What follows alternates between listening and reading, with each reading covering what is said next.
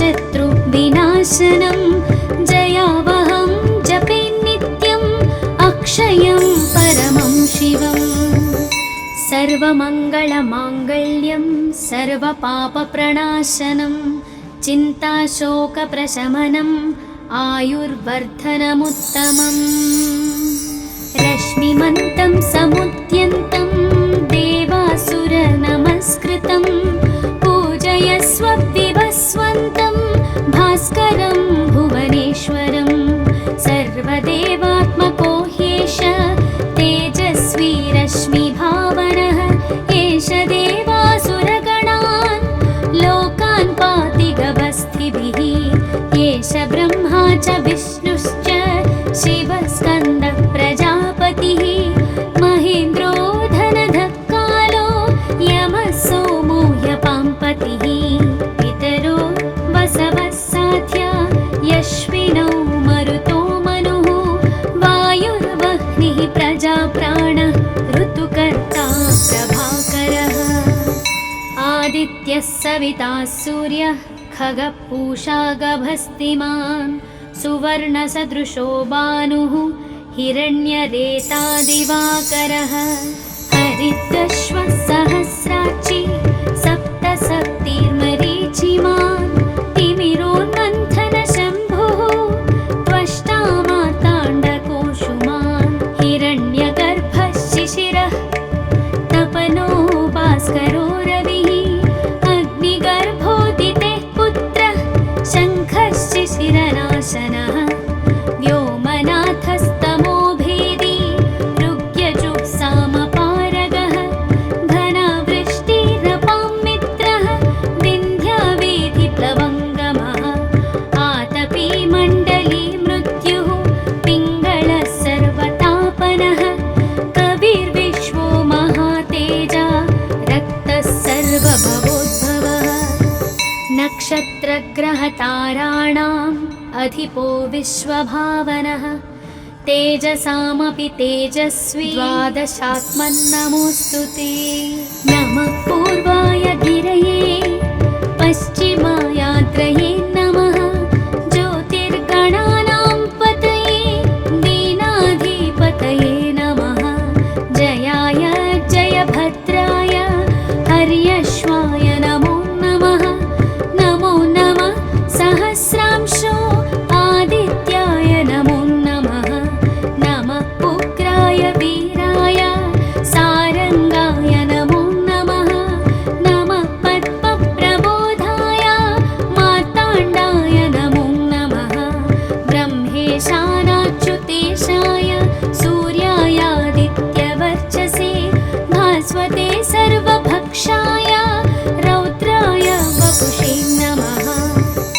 तमोघ्नाय हिमघ्नाय शत्रुघ्नायामितात्मने कृतघ्नघ्नाय देवाय ज्योतिषां पतये नमः।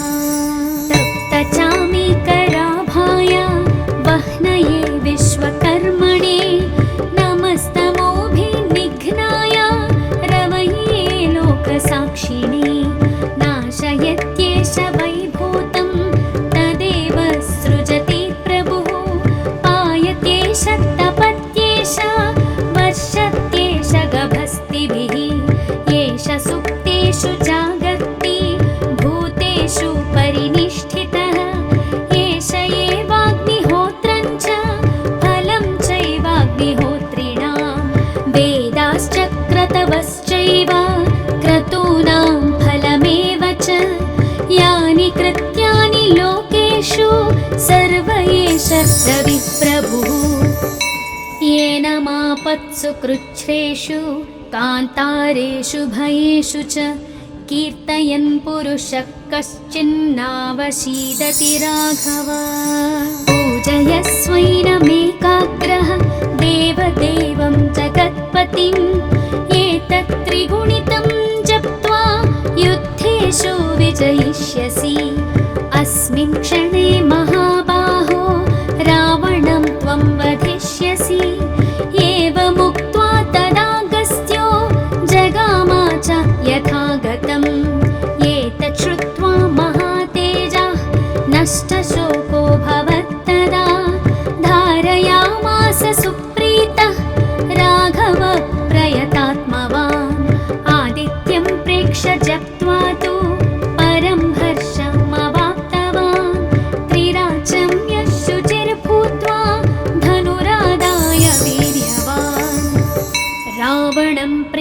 हृष्टात्मा युद्धाय समुपागमत् सर्वयत्नेन महता वधे तस्य धृतोऽभवत्।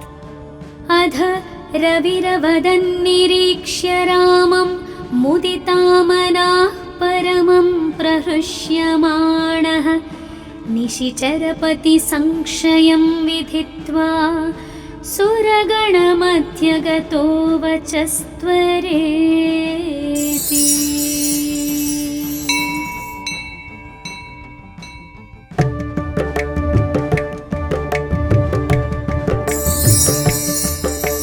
ततो युद्धपरिश्रान्तं समरे चिन्तया स्थितं रावणाञ्चाग्रतो दृष्ट्वा युद्धाय समुपस्थितं दैवतैश्च समागम्य द्रष्टुमभाग्यतोरणम् उपागम्याब्रवीद् रामम् अगस्त्यो भगवान् ऋषिः।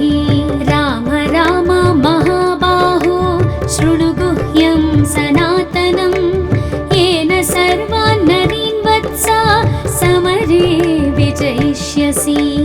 आदित्यहृदयं पुण्यं सर्वशत्रुविनाशनं जयावहं जपे नित्यम् अक्षयं परमं शिवम्। सर्वमङ्गलमाङ्गल्यं सर्वपापप्रणाशनं चिन्ताशोकप्रशमनम् आयुर्वर्धनमुत्तमम्। रश्मिमन्तं समुद्यन्तं देवासुरनमस्कृतं पूजयस्व विवस्वन्तं भास्करं भुवनेश्वरं।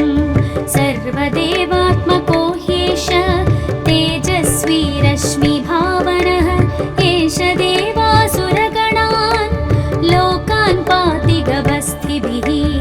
एष ब्रह्मा च विष्णुश्च शिवस्कन्दः प्रजापतिः महेन्द्रो धनधः कालो यमः सोमो ह्यपाम्पतिः।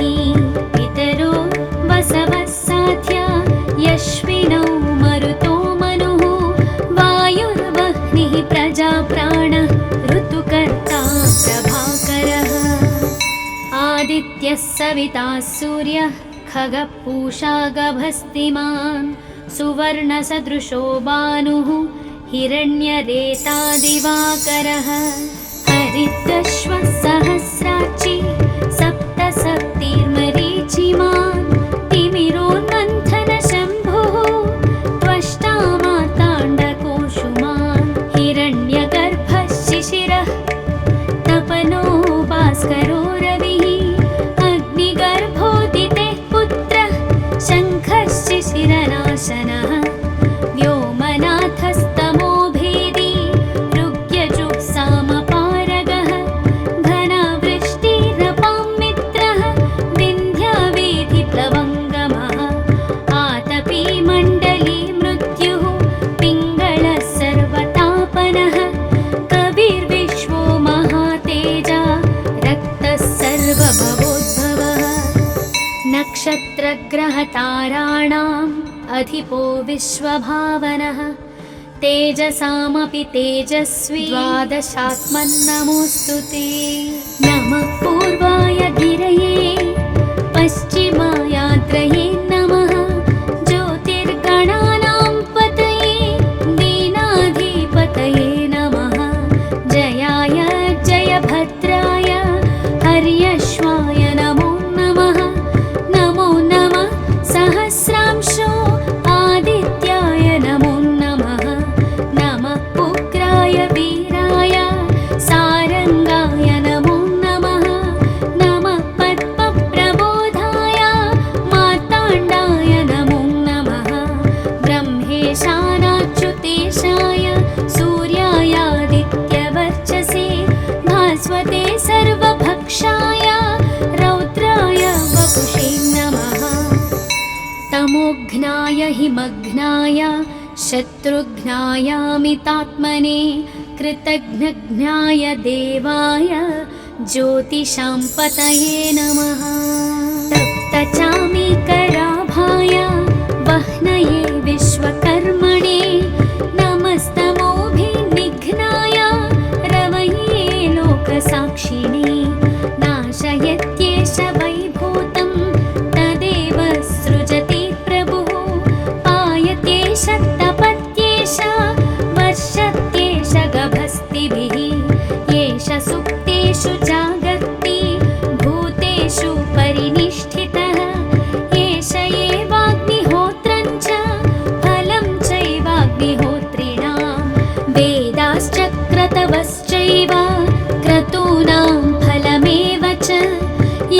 कृत्यानि लोकेषु सर्व एष रविप्रभुः येन मापत्सु कृच्छ्रेषु कान्तारेषु भयेषु च कीर्तयन् पुरुषः कश्चिन्नावशीदति राघव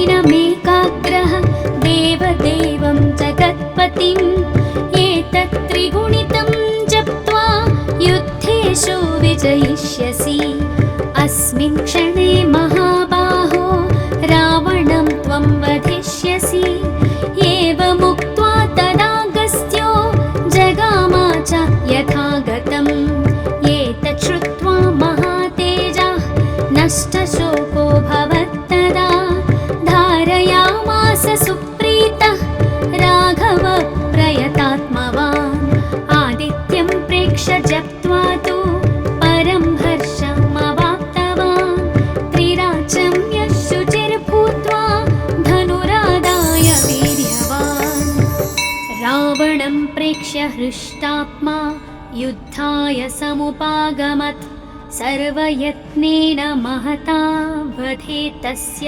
धृतोऽभवत् अध रविरवदन्निरीक्ष्य रामं मुदितामनाः परमं प्रहृष्यमाणः निशिचरपतिसंशयं विधित्वा सुरगणमध्यगतो वचस्त्वरेति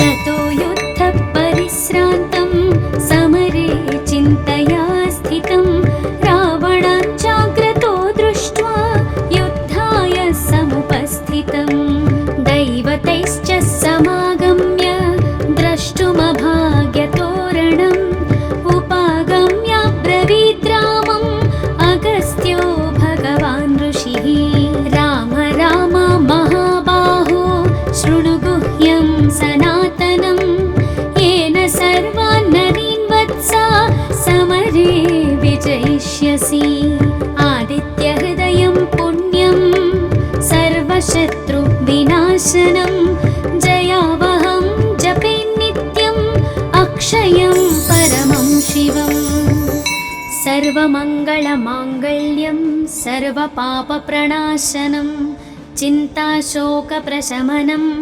आयुर्वर्धनमुत्तमम् रश्मिमन्तं समुद्यन्तं देवासुरनमस्कृतं पूजयस्व विवस्वन्तं भास्करं भुवनेश्वरं सर्वदेवात्मको ह्येष तेजस्वी रश्मिभावनः एष देवासुरगणान् लोकान् पाति गवस्थिभिः एष ब्रह्मा च विष्णुश्च शिवस्कन्दः प्रजापतिः महेन्द्रो धनधः कालो यमः सोमो ह्यपाम्पतिः पितरो वसवः साध्या यश्विनौ मरुतो मनुः वायुर्वह्निः प्रजाप्राणः ऋतुकर्ता प्रभाकरः आदित्यः सविता सूर्यः खगः पूषा गभस्तिमान् सुवर्णसदृशो भानुः हिरण्यरेता दिवाकरः हरितश्वः सहस्राक्षी सप्तसप्तिर्मरीचिमान् तिमिरोन्मन्थनशम्भुः त्वष्टा मार्ताण्डकोशुमान् हिरण्यगर्भः शिशिरः तपनो भास्करो रविः अग्निगर्भोदितेः पुत्रः शङ्खः शिशिरनाशनः व्योमनाथस्तमो भेदी ऋग्यजुक्सामपारगः घनावृष्टिरपां मित्रः विन्ध्यावेधिप्लवङ्गमः आतपी मण्डली मृत्युः पिङ्गलः सर्वतापनः कविर्विश्वो महातेजा रक्तः सर्वभवोद्भवः नक्षत्रग्रहताराणाम् अधिपो विश्वभावनः तेजसामपि तेजस्वी द्वादशात्मन्नमोऽस्तु ते नमः पूर्वाय गिरये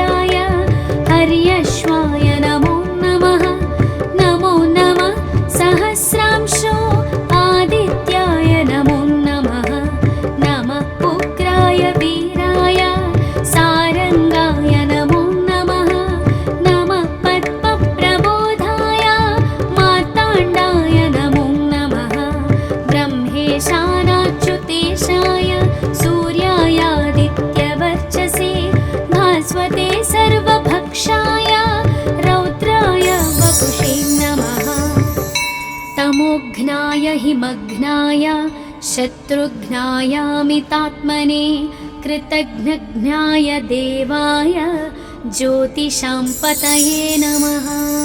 तप्तचामीकराभाय वह्नये विश्वकर्मणे नमस्तमोभिनिघ्नाय रवये लोकसाक्षिणे नाशयत्येष वैभूतं तदेव सृजति प्रभुः पायत्येष तपत्येष वर्षत्येष गभस्तिभिः येष सुप्तेषु जागर्ति भूतेषु परिनिष्ठितः एष एवाग्निहोत्रं च फलं चैवाग्निहोत्रिणां वेदाश्च क्रतवश्चैव क्रतूनां फलमेव च यानि कृत्यानि लोकेषु सर्व एष रविप्रभुः येन मापत्सु कृच्छ्रेषु कान्तारेषु भयेषु च कीर्तयन् पुरुषः कश्चिन्नावशीदति राघव। पूजयस्वैनमेकाग्रः देवदेवं जगत्पतिम् एतत् त्रिगुणितं जप्त्वा युद्धेषु विजयिष्यसि अस्मिन् क्षणे महाबाहो रावणं त्वं वधिष्यसि एवमुक्त्वा तदागस्त्यो जगामा च यथागतम् एतत् श्रुत्वा महातेजः नष्टशोको भवत्तदा धारयामास सुप्रीतः राघव प्रयतात्मवान् आदित्यं प्रेक्ष्य जप्त्वा तु परं हर्षमवाप्तवान् त्रिराचं यशुचिर्भूत्वा धनुरादाय वीर्यवान् रावणं प्रेक्ष्य हृष्टात्मा युद्धाय समुपागमत् सर्वयत्नेन महता वधे तस्य धृतोऽभवत् अध रविरवदन्निरीक्ष्य रामं मुदितामनाः परमं प्रहृष्यमाणः निशिचरपतिसंक्षयं विधित्वा सुरगणमध्यगतो वचस्त्वरेति।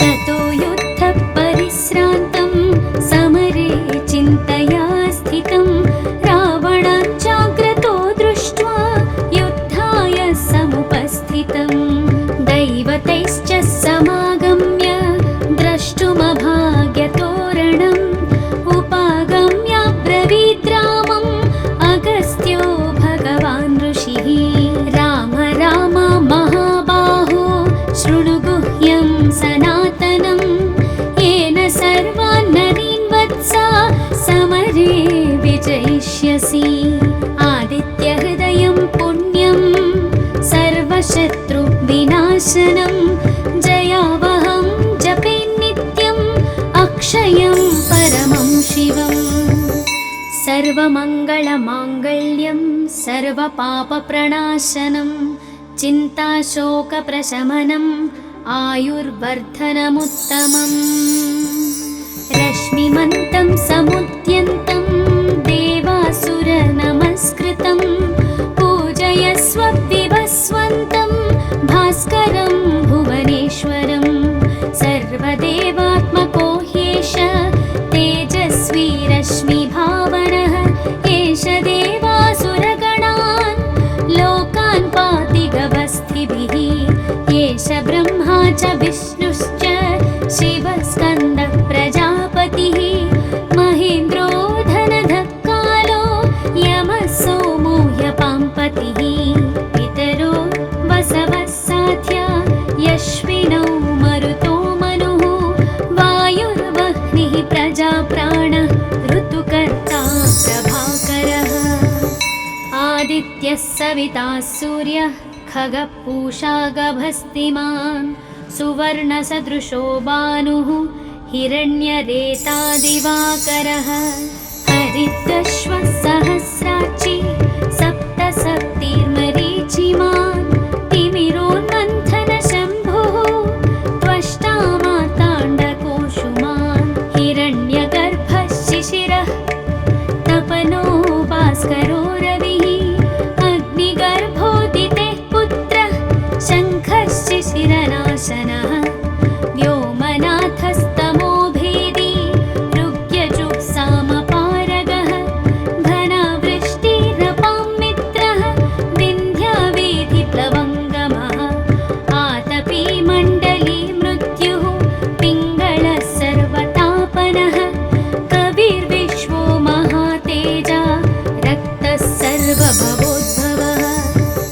नक्षत्रग्रहताराणाम् अधिपो विश्वभावनः तेजसामपि तेजस्वी द्वादशात्मन्नमोऽस्तु ते। नमः पूर्वाय गिरये पश्चिमायात्रये नमः ज्योतिर्गणानां पतये दीनाधिपतये नमः जयाय जयभद्राय हर्यश्वाय नमो नमः। नमो नमः सहस्रांशो आदित्याय नमो नमः। नमः उग्राय वीराय सारंगाय नमो नमः। नमः पद्मप्रबोधाय मार्ताण्डाय नमो नमः। ब्रह्मेशानाच्युतेशाय सूर्यायादित्यवर्चसे भास्वते सर्वभक्षाय रौद्राय वपुषे नमः। तमोघ्नाय हिमघ्नाय शत्रुघ्नायामितात्मने कृतघ्नघ्नाय देवाय ज्योतिषां पतये नमः।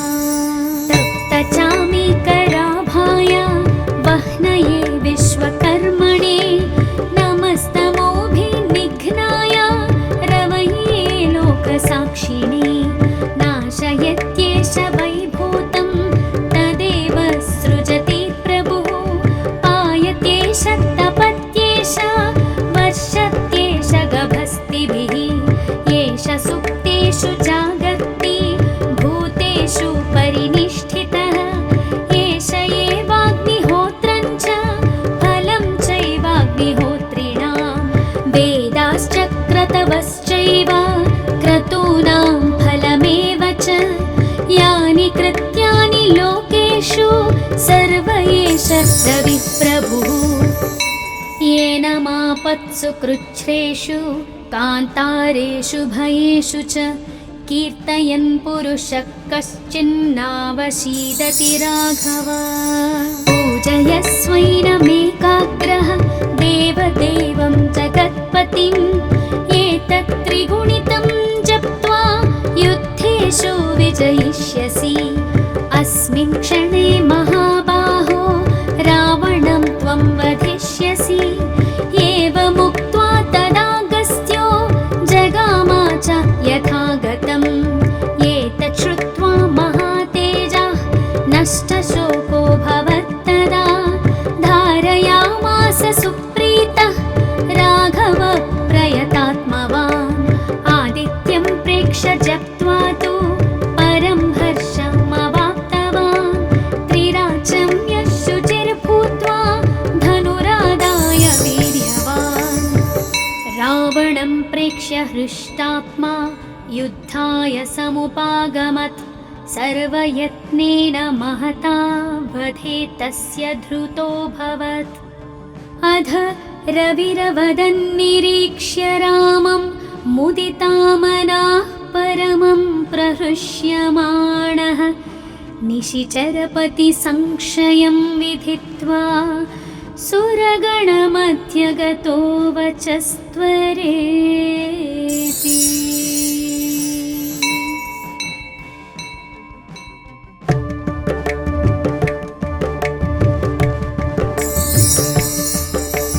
ततो युद्धपरिश्रान्तं समरे चिन्तया स्थितं रावणाञ्चाग्रतो दृष्ट्वा युद्धाय समुपस्थितं दैवतैश्च समागम्य द्रष्टुमभाग्यतोरणम् उपागम्य ब्रवीद्रामम् अगस्त्यो भगवान् ऋषिः।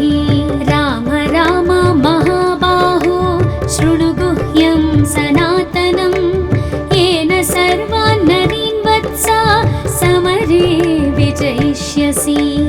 आदित्यहृदयं पुण्यं सर्वशत्रुविनाशनं जयावहं जपे नित्यम् अक्षयं परमं शिवम्। सर्वमङ्गलमाङ्गल्यं सर्वपापप्रणाशनं चिन्ताशोकप्रशमनम् आयुर्वर्धनमुत्तमम्। रश्मिमन्तं समुद्यन्तं देवासुरनमस्कृतं पूजयस्व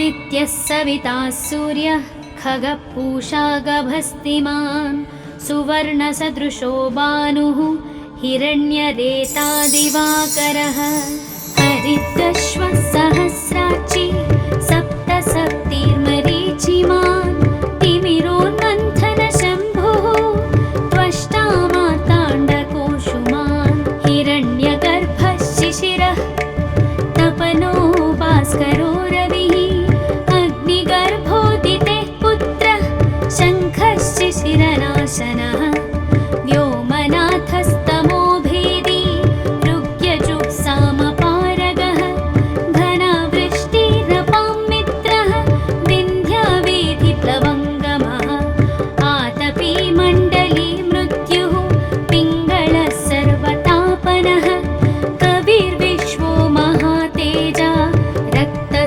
सर्वभवोद्भवः नक्षत्रग्रहताराणाम् अधिपो विश्वभावनः तेजसामपि तेजस्वी द्वादशात्मन्नमोऽस्तु ते नमः पूर्वाय गिरये पश्चिमायात्रये नमः ज्योतिर्गणानां पतये दीनाधिपतये नमः जयाय जयभद्राय हर्यश्वाय नमो नमः नमो नमः सहस्रांशो आदित्याय नमो नमः नमः उग्राय वीराय सारङ्गाय नमो नमः नमः पद्मप्रबोधाय मार्ताण्डाय नमो नमः ब्रह्मेशानाच्युतेशाय सूर्यायादित्यवर्चसे भास्वते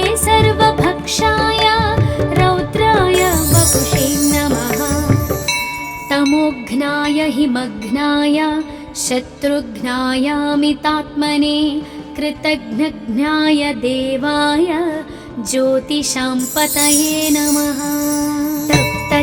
तप्तचामीकराभाय वह्नये विश्वकर्मणे नमस्तमोभिनिघ्नाय रवये लोकसाक्षिणे नाशयत्येष वैभूतं तदेव सृजति प्रभुः पायत्येष तपत्येष वर्षत्येष गभस्तिभिः एष सुप्तेषु जागर्ति भूतेषु परिनिष्ठितः एष एवाग्निहोत्रं च फलं चैवाग्निहोत्रिणां वेदाश्चक्रतवश्चैव क्रतूनां फलमेव च यानि कृत्यानि लोकेषु सर्व एष रविप्रभुः येन मापत्सु कृच्छ्रेषु कान्तारेषु भयेषु च कीर्तयन् पुरुषः कश्चिन्नावशीदति राघव